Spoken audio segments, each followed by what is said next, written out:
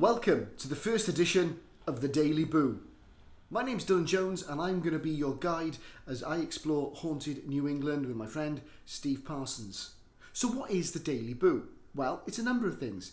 It's a travel log, it's a video blog, it's a diary of the daily activities of Steve Parsons and I over the next 2 weeks as we explore haunted New England. Now, it's a place I've always wanted to visit.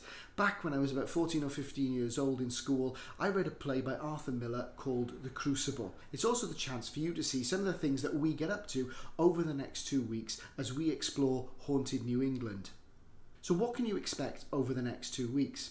This coming weekend in Spirit Quest, which has been running for the last 5 years. In its 6th year, it's going to be called In Search Of, and there are a number of guest speakers coming to give their presentations on a range of really interesting topics. Both Steve Parsons and I are going to be delivering talks over the course of the weekend, and we're also going to be joined by the likes of Ron Kolek, Anne Kerrigan and Jeff Belanger. Steve Parsons will also be doing something called Dining with the Dead and giving some of the New Englanders a chance to engage in some naked ghost hunting. Now, before you think what on earth is that, we are going to explain. Don't worry, everybody will be fully clothed. Now, yesterday we spent the day travelling from the UK over to the United States. Left England at 11:15 yesterday morning from Heathrow Airport, and after a 7.5 hour flight we landed at Logan Airport at Boston. Once at Logan Airport we were picked up by Ron Kolek and we travelled up to our base for the next 2 weeks at Salisbury Beach, stopping in a fantastic little apartment just a stone's throw from the beach itself.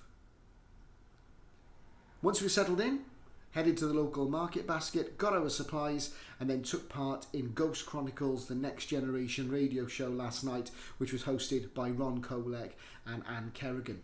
Well, I'm just sitting here being quiet before I get the blame for everything else. I find it easier that way.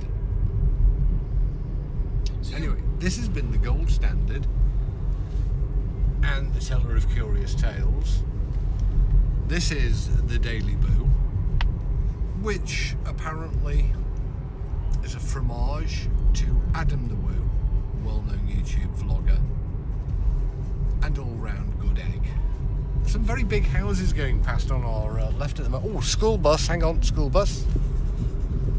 Yeah. Typical Americana, we now have a school bus. There you go. Anyway, to return to the Daily Boo. I have no idea why we're doing it, why it's called the Daily Boo, other than as an homage. I believe that there's some paranormal stuff to be included in the Daily Boo. Actually, you did come up with the name of the Daily Boo. I did. However, the paranormal is not for days like today. The paranormal is not for first days in New England for the teller of curious tales who, let's be honest, lives in Derbyshire. Swaddling coat, to be honest.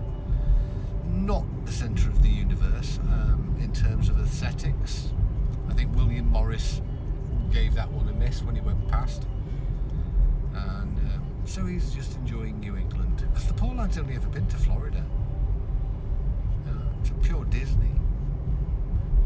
This is something else though, isn't it? I mean, this is real America. This is What, you mean Disney's what, not France or something? No, but it's playground America, isn't it? This is where the country started.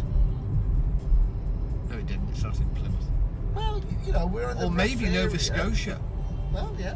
Maybe it was the Vikings. Maybe that's or we can maybe look into the Westford Night or the Rhode Island. There's a tower at Rhode Island, isn't there, that was reputedly built by the Knights Templar. This has been the gold standard and the teller of curious tales for the Daily Boo.